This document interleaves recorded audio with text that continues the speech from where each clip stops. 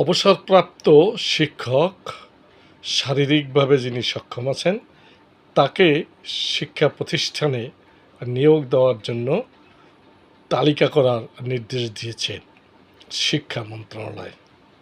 অর্থাৎ যে সমস্ত শিক্ষকরা অবসরে আছেন, সুস্থ আছেন এবং তারা যোগ্য শিক্ষক, বর্তমানে দেশের শিক্ষক স্বল্পতা পূরণের লক্ষ্যে এবং অভিজ্ঞ শিক্ষকদের দিয়ে পাঠদানের লক্ষ্যে সরকার এই সিদ্ধান্ত হাতে নিয়েছেন।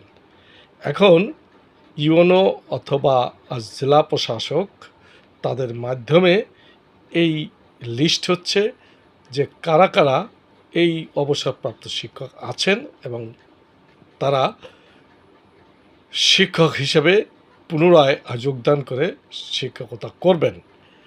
এজন্য সংশ্লিষ্ট শিক্ষা প্রতিষ্ঠানের যে পরিচালনা পর্ষদ আছে তাদের অনুমতিক্রমে এই শিক্ষকদেরকে সংশ্লিষ্ট শিক্ষা প্রতিষ্ঠানে তারা পাঠদানে কাজ করবেন এবং এটা সরকারের শিক্ষার মান উন্নয়ন এবং অভিজ্ঞ শিক্ষকদেরকে পুনরায় কাজে লাগানো, এটাই হলো মূল উদ্দেশ্য। সরকার একটি সুন্দর এবং একটি যুগ উপযোগী সিদ্ধান্ত নেওয়ায় সরকারকে ধন্যবাদ জানাচ্ছি।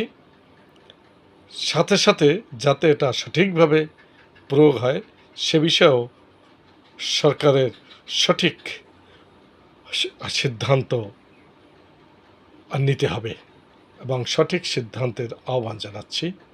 ধন্যবাদ।